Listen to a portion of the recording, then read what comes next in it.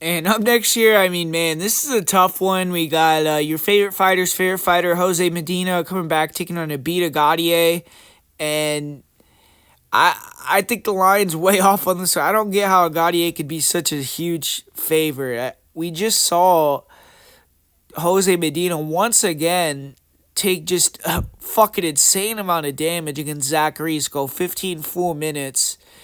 And this Ateba Gautier guy, I mean, he's fought nobody, and he's someone that goes in there and runs people over early. And we've already seen one time when he was fighting a guy that was lower level than Daniel Medina gas out and lose a decision to that guy. So I just think the line should be a lot closer. I'm not saying that Medina should be the favorite or anything, but I don't think Gotti should be minus 400.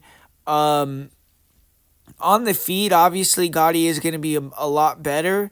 He's very athletic and explosive. He'll throw really nice straight punches.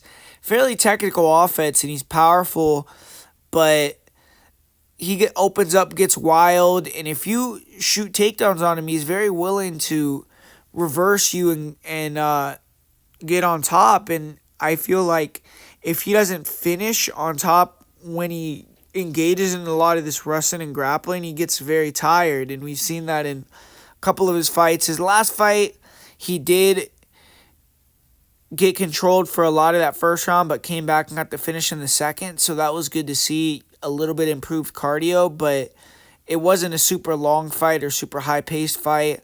And Medina is someone that could really take a lot of damage and stay in there.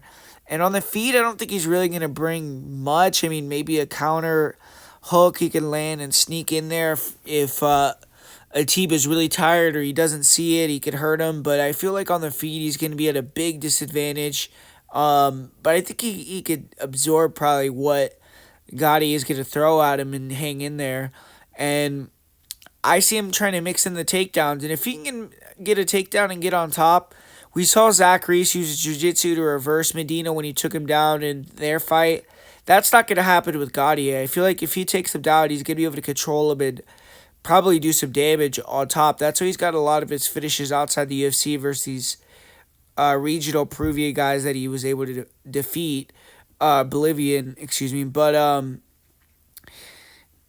I think that he's also training with the better training camp as well, Medina.